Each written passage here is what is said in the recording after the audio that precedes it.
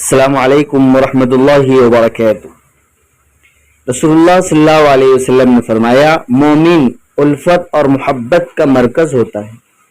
مومن دوسروں سے محبت کرتا ہے۔ ایمان والے کی ایک صفت پیارے آقا صلی اللہ علیہ وسلم نے بیان کی ہے کہ وہ دوسروں سے محبت کرتا ہے، الفت کرتا ہے اور دوسرے اس سے محبت کرتے ہیں۔ کہا اس آدمی میں کوئی بھلائی نہیں جو دوسروں سے الفت محبت نہیں کرتا اور دوسرے اس سے الفت اور محبت نہیں کرتے۔ ناظرین، بہت قیمتی بات پیارے آقا صلی اللہ علیہ وسلم نے بیان فرمائی ہے۔ چلتے ہم روایت کی طرف۔ عن جابر بن عبد اللہ رضی اللہ عنہ قال قال رسول اللہ صلی اللہ علیہ وسلم المؤمن یالف ویؤلف ولا خیر فی من لا یالف ولا یؤلف وخیر الناس انفعهم للناس رواہ الطبرانی فی الاوسط۔ حضرت جابر رضی اللہ عنہ سے روایت ہے کہ رسول اللہ صلی اللہ علیہ وسلم نے فرمایا، مومن تو الفت اور محبت کا مرکز ہوتا ہے۔ کتنی پیاری بات بیان فرمائی۔ مومن تو الفت اور محبت کا مرکز ہوتا ہے، اس آدمی میں کوئی بھلائی نہیں اور اس آدمی میں کوئی خیر کوئی بھلائی نہیں جو دوسروں سے الفت اور محبت نہیں کرتا اور دوسرے اس سے الفت محبت نہیں کرتے۔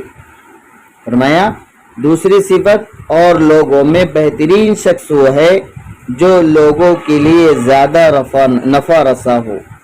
بہترین شخص وہ ہے جو لوگوں کے لیے زیادہ نفع بخش ہو، لوگوں کو فائدہ پہنچاتا ہو۔ دنیا میں جینے والے انسانوں کے درمیان رنگ و نسل، دین و مذہب اور تہذیب و زبان کے حوالے سے جس طرح فرق و امتیاز و اختلاف و افتراق پایا جاتا ہے، اسی طرح طبیعت و مزاجوں میں تلاؤن و تعدد ایک امر مشاہد ہے۔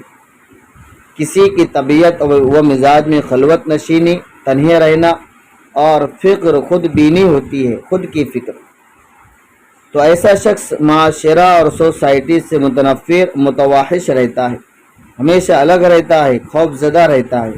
لازماً لوگ بھی اس سے بعد دوری اختیار کرنے کو عافیت سمجھتے، لوگ بھی اس سے دور رہتے، اور کسی کی طبیعت و مزاج اس کے برعکس ہوتا ہے اور لوگوں کے ساتھ رہ کر آپسی تکلیفوں رنجشوں کے کانٹے سہنے برداشت کرنے اور ہمیں وقت فرحت و مسرت کے پھول برسانے کا ہنر جانتا ہے، نتیجتاً لوگ بھی اس سے مانوس اور محب بن جاتے ہیں۔ تو ناظرین، ہمیں ایک دوسرے سے محبت برتنا چاہیے، نفرتوں سے ہمیں اپنے آپ کو بچانا چاہیے۔